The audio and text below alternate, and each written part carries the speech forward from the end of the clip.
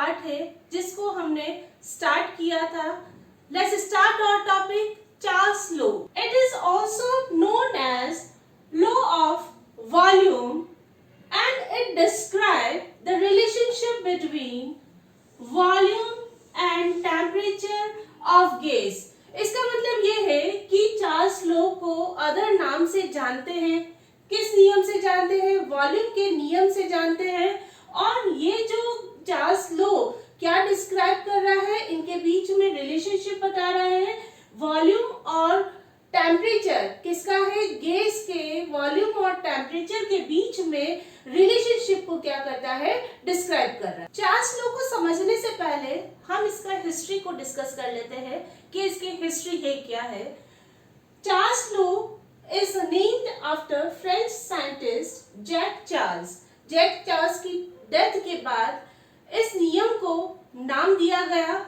अब ये Jack Charles क्या थे? जैक चार्ल्स का पूरा नाम था Jacques Alexandre Cesar Charles. Was scientist, inventor और बैलूनिस्ट। ये जो चार्ल्स थे वो क्या थे? साइंटिस्ट थे, खोज करता थे, और ये क्या है? बैलूनिस्ट थे। इन 1787 Charles studied behaviour of gases with temperature. 1887 में चार्ल्स ने गैसेस का बिहेवियर देखा। किसके ऊपर? टेम्परेचर के साथ गैसेस में क्या बिहेवियर होता है उसके बारे में स्टडी करी। And he observe that volume of the different gases would increase by the equal volume when temperature is raised. इसका मतलब ये है कि चार्ल्स ने यह ऑब्जर्व किया। क्या ऑब्जर्व किया? कि जो वॉल्यूम है, अलग अलग गैसेस का जो वॉल्यूम है वो इक्वली इंक्रीज होता है जब टेम्परेचर क्या होता है? इंक्रीज किया जाता है। तो वॉल्यूम में भी क्या है? इक्वली वो क्या होगा? इंक्रीज होगा। ही conducted his experiment on 5 balloons when temperature of the balloon was increased or raised and the volume of the each balloon increased by an equal volume। यहाँ पर चार्ल्स ने एक्सपेरिमेंट कंडक्ट किया। किसके ऊपर? 5 बलून पर। उन्होंने 5 balloon लिए और उनमें हवा को, एयर को फिल किया। फिर उसके बाद उन्होंने बलून का जब टेम्परेचर बढ़ाया तो इन सभी बलून का जो वॉल्यूम था, जो एयर का जो वॉल्यूम है उसके अंदर इक्वली क्या हुआ? रेज हुआ। यही इसका है। इस एक्सपेरिमेंट को इन्होंने क्या किया? कंडक्ट किया। लेकिन उनकी डिस्कवरी पूरे वर्ल्ड या संसार के सामने तब तक नहीं आई जब तक कि जोसेफ लुइस गे ल्यूसेट ने उनके काम को पब्लिश नहीं किया। तब तक वर्ल्ड के सामने उनका जो डिस्कवरी है सामने नहीं आई और ना ही उनको क्या किया? क्रेडिट दिया गया। 1802 में जोसेफ लुइस गे ल्यूसेट ने उनके काम को पब्लिश किया और साथ में यह कंफर्म किया और उनके रिजल्ट को एक्सपांड करते हुए बाद में चार्ल्स को क्या किया? क्रेडिट दिया। और इसी वजह से इसे हम क्या कहते हैं? चार्ल्स लॉ को, गे ल्यूसेट का नियम भी हम इसको कहते हैं। चार्ल्स लॉ क्या कहता है? यह कहता है at constant pressure volume of a fixed mass or amount of gas is directly proportional to its temperature. ये क्या कहता है कि कांस्टेंट प्रेशर पर वॉल्यूम किसका? गैस का जो वॉल्यूम है वो क्या होता है? डायरेक्टली प्रोपोर्शनल होता है उसके टेम्परेचर के प्रपोर्शन होता है। अब यहाँ पर दो कंडीशन है, एक तो कांस्टेंट टेम्परेचर, सॉरी एक तो कांस्टेंट प्रेशर और दूसरा है इसका जो मास है या नंबर ऑफ मोल्स है वो भी क्या है, फिक्स है। उस पर वॉल्यूम और टेम्परेचर के बीच में क्या किया है, रिलेशन निकाला है। Mathematically expressed as, Charles law को मैथमेटिकली एक्सप्रेस करते हैं, volume is directly proportional to temperature. Condition क्या है, एट कांस्टेंट प्रेशर, और दूसरी कंडीशन क्या है, फिक्स्ड मास और अमाउंट ऑफ गैस। दो कंडीशन हो गई, कौन कौन सी हो गई, कांस्टेंट प्रेशर और दूसरा है फिक्स मास। किसका है, गैस का मास फिक्स है, तो volume of the gases is directly proportional to its temperature. अब हम इसको इस टाइप से लिख सकते हैं क्योंकि ये कांस्टेंट है, V इक्वल्स टू KT। अब हम क्योंकि V upon T equals to K, यहां पर V क्या है, वॉल्यूम ऑफ गैस, सेकंड है T है टेम्परेचर ऑफ गैस, और K क्या है, कांस्टेंट। ना graphical representation of Charles law, Charles law को जो ग्राफिकली रिप्रेजेंट किया है, हमने ग्राफ प्लॉट किया है, टेम्परेचर एक्स एक्सिस पर टेम्परेचर, वाई एक्सिस पर volume of gas.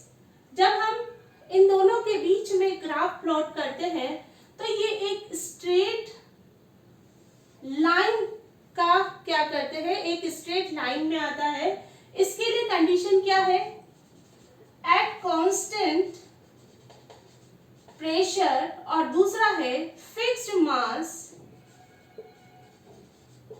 Of gas. इसकी दो कंडीशन हो गई। जब हम वॉल्यूम और टेम्परेचर के बीच में ग्राफ खींचते हैं तो ये एक स्ट्रेट लाइन में ऑब्टेन होता है। इसका मतलब ये है कि जैसे जैसे हम टेम्परेचर बढ़ाते हैं वैसे वैसे गैस का वॉल्यूम क्या होता है, बढ़ता है, और हम टेम्परेचर घटाते हैं तो वैसे वैसे क्या होता है, इसका टेम्परेचर वॉल्यूम क्या होता है, गैस का वॉल्यूम क्या होता है, डिक्रीज होता है। यही इसका ग्राफ का क्या है, मीनिंग है। कंडीशन क्या है, कांस्टेंट प्रेशर और दूसरा है fixed mass of gas. Volume versus temperature में हमने डिफरेंट प्रेशर पर जब ग्राफ प्लॉट किए तो ये सीधी लाइन में तो ऑब्टेन हुआ, लेकिन ये जितने भी कर्व है एक पॉइंट पर आकर मिले, वो कौन सा टेम्परेचर है, 273.15 केल्विन पर, या हम कहें ये जो एब्सोल्यूट टेम्परेचर है उस पर चाहे किसी भी प्रेशर पर हमने प्लॉट किया है ग्राफ, किसके बीच में, वॉल्यूम और टेम्परेचर के बीच में ग्राफ प्लॉट किया है, वो सभी लाइन कितने डिग्री टेम्परेचर पर मिल रही है, ये एब्सोल्यूट टेम्परेचर पर क्या होती है, मिल रही है। तो इसका मतलब ये है कि जैसे जैसे हम इसको ठंडा करते हैं, गैस को ठंडा करते हैं, तो ये क्या होता है, गैस सबसे पहले किस में कन्वर्ट होती है, लिक्विड में कन्वर्ट हो रही है, और उसके बाद में सॉलिड में कन्वर्ट करती है। तो इसका जो एक चार्ल्स लॉ का जो लिमिटेशन है वो क्या है कि कोई भी गैस का जो वॉल्यूम है एब्सोल्यूट टेम्परेचर पर 0 नहीं हो सकता है। लेकिन ये चार्ल्स लॉ की एक लिमिटेशन है कि जैसे हम गैस को जब ठंडा करते हैं एब्सोल्यूट टेम्परेचर पर, तो गैस का वॉल्यूम क्या हो जाता है, 0 हो जाता है। ये इसकी लिमिटेशन है, ये चार्ल्स लॉ एक्सप्लेन नहीं कर पाया। और दूसरा है ये केवल आइडियल गैसेस के लिए है, या हम कहें परफेक्ट गैसेस के लिए ही एप्लीकेबल है, रियल गैसेस के लिए क्या है, एप्लीकेबल नहीं है। तो ये इसकी दो मेजर लिमिटेशन हो गई कि चार्ल्स लॉ है क्या, कि चार्ल्स लॉ में इसको फर्दर हम रिपीट कर लेते हैं कि चार्ल्स लॉ क्या है कि कांस्टेंट टेम्परेचर पर वो गैस का जो वॉल्यूम है डायरेक्टली प्रोपोर्शनल है, टेम्परेचर के डायरेक्टली प्रोपोर्शनल होता है। लेकिन यहाँ पर लिमिटेशन क्या है, क्योंकि लिमिटेशन ये है कि गैस का जो वॉल्यूम है एब्सोल्यूट टेम्परेचर पर जीरो नहीं हो सकता है, यही इसका क्या है लिमिटेशन। चार्ल्स लॉ जो हमारी डेली लाइफ में है कहाँ एप्लीकेबल होता है उसके माध्यम से समझ लेते हैं कि चार्ल्स लॉ एप्लीकेबल हो रहा है। चार्ल्स लॉ फर्दर हम रिपीट कर लेते हैं, जैसे जैसे टेम्परेचर बढ़ता है वैसे वैसे वॉल्यूम गैस का क्या होता है इंक्रीज होता है, और जैसे जैसे टेम्परेचर कम होता है वैसे वैसे गैस का वॉल्यूम क्या होता है कम हो जाता है। अब यहाँ पर चार्ल्स लॉ कहाँ एप्लीकेबल हो रहा है उसको हम समझ लेते हैं। सबसे पहले है सील्ड सिरिंज। यहाँ पर जब सिरिंज को जब हम ओपन नहीं करते हैं, उसको आगे की कैप ओपन को हम नहीं हटाते हैं, तो ये इसका जो प्लंजर है वो एक पिस्टन की तरह वर्क करता है, और उसकी जो एयर अंदर की जो एयर है वो क्या होती है आइसोलेट होती है। जब सिरिंज को सील्ड सिरिंज को जब हमने आइस वाटर में रखा तो ये क्या होता है, जैसे ही हमने उसका टेम्परेचर कम हुआ तो ये क्या है गैस का वॉल्यूम भी क्या होगा कम होगा, और हम जब बाहर निकाल देते हैं तो उसका जो टेम्परेचर बढ़ेगा तो गैस का वॉल्यूम भी क्या होता है इंक्रीज होता है। तो ये भी एक चार्ल्स लॉ का सबसे अच्छा एग्जाम्पल है। सेकंड है hot air balloon. Hot air balloon भी बहुत अच्छा एग्जाम्पल है चार्ल्स लॉ का कि कहाँ एप्लीकेबल होता है। जब हॉट एयर बलून क्या होता है एक टाइप का एनवेलप होता है, पैसेंजर को कैरी करने के लिए एक बकेट होती है, और साथ में फ्यूल जो प्रोपेन यूज करते हैं एज अ फ्यूल काम में लेते हैं वह भी उसके अंदर होता है। जब हम एयर को गर्म करते हैं, फ्यूल के माध्यम से गर्म कर रहे हैं, फ्यूल बर्न होगा तो क्या होगी एयर क्या होगी यहाँ एयर क्या होगी गर्म होगी। गर्म होने से जो गैस का वॉल्यूम है वो क्या होगा इंक्रीज होगा। इंक्रीज होने की वजह से डेंसिटी क्या होगी आसपास की कम होगी। ये जो डेंसिटी में जो फर्क आ रहा है कोल्डर और हॉटर एरिया में जो डेंसिटी का फर्क आया है, तो ये हॉट एयर बलून को क्या करेगा अपलिफ्ट करेगा और आगे की तरफ क्या करेगा मूव करेगा। जब हमें उसको हॉट एयर बलून को जब नीचे लाना होता है तो हम क्या करते हैं फ्यूल की सप्लाई को कट ऑफ करते हैं। जब टेम्परेचर कम करते हैं तो गैस का वॉल्यूम क्या होगा कम होगा, और एनवेलप क्या होगा श्रिंक होगा, और वो क्या होगा नीचे की तरफ लैंड होगा। तो ये भी एक बहुत अच्छा सा एग्जाम्पल है। फिर आपका है बेकरी प्रोडक्ट। बेकरी प्रोडक्ट हम क्या करते हैं केक खाते हैं, कप केक होता है, मफिन्स होते हैं, तो ये क्या होता है उसमें हम क्या ऐड करते हैं ड्राई ईस्ट ऐड करते हैं। ड्राई ईस्ट ऐड करने का मेन पर्पस है फर्मेंटेशन करना। जब फर्मेंटेशन करते हैं तो कार्बन डाइऑक्साइड गैस इवॉल्व होती है।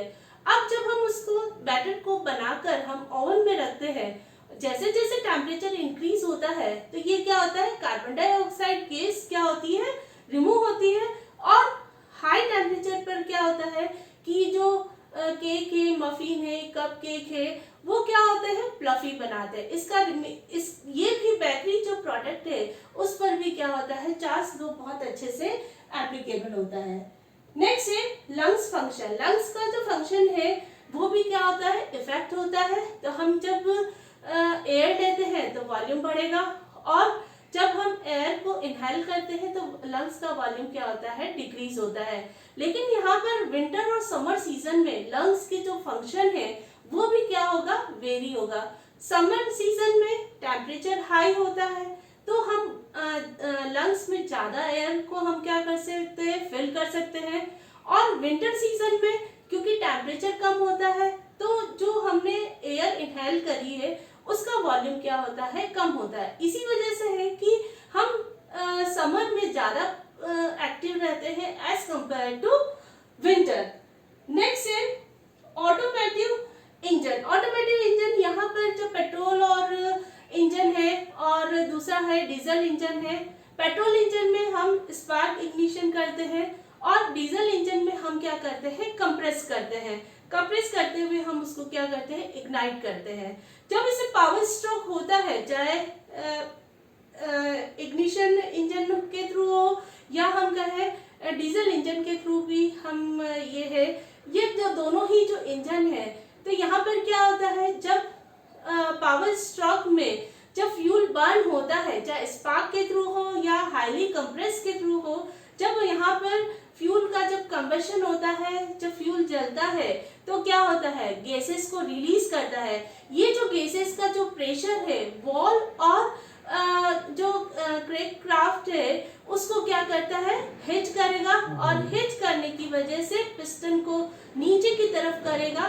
तो ये भी एक ये है कि जैसे जैसे टेम्परेचर बढ़ रहा है वैसे वैसे गैसेस का वॉल्यूम क्या हो रहा है, इंक्रीज होता है। वॉल्यूम इंक्रीज होने की वजह से पिस्टन क्या करेगा, नीचे की तरफ आएगा, और जब टेम्परेचर कम होगा तो पिस्टन वापस क्या होगा, ऊपर की तरफ आता है। तो इस टाइप से हम ऑटोमेटिक इंजन की जो फंक्शन है उस पर भी चार्ल्स लॉ क्या होता है, एप्लीकेबल होता है। नेक्स्ट एप्लीकेशन है जो रियल लाइफ से जुड़ी हुई है, deodorant spray bottle. Deodorant spray bottle पे यह लिखा होता है कि कीप अवे फ्रॉम सनलाइट और 50 डिग्री सेंटीग्रेड पर इस बॉटल को रखना मना है, या सनलाइट में बॉटल को नहीं रखा जाता है। इसका मेन रीजन है कि यहाँ पे भी चार्ल्स लॉ एप्लीकेबल होता है। कैसे एप्लीकेबल होता है, जैसे जैसे टेम्परेचर बढ़ता है वैसे वैसे गैस का वॉल्यूम भी क्या होता है, इंक्रीज हो जाता है। तो यहाँ पे भी है कि स्प्रे बॉटल पर जो होता है या डिओड्रेंट जो बॉटल है उसको सनलाइट या 50 डिग्री सेंटीग्रेड पर जब हम रखेंगे तो क्या होता है, गैस हाई टेम्परेचर पर गैस का वॉल्यूम क्या होगा, इंक्रीज हो जाता है। जब इंक्रीज होगा तो बॉटल क्या होगा, बस्ट होने के चांसेस बढ़ जाते हैं। तो यहाँ पे भी चार्ल्स लॉ क्या होता है, एप्लीकेबल होता है। नेक्स्ट है टायर। टायर है, हम क्या करते हैं, हवा भरते हैं ट्यूब और टायर में, हवा फिल करते हैं और रन करते हैं।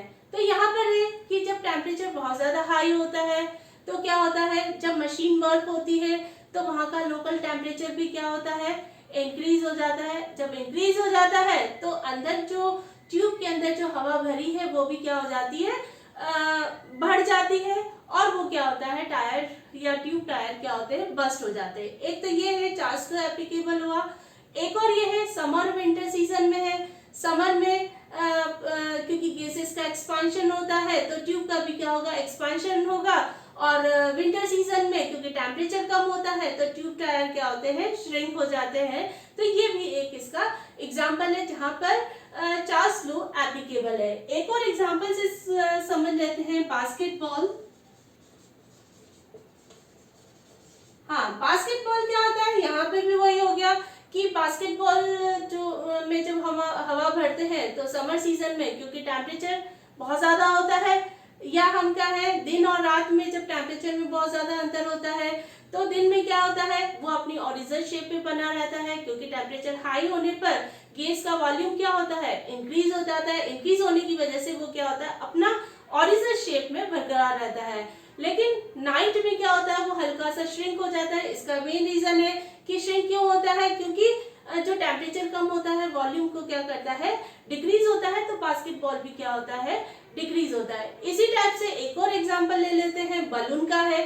बलून को हम फुलाते हैं कोल्ड वाटर और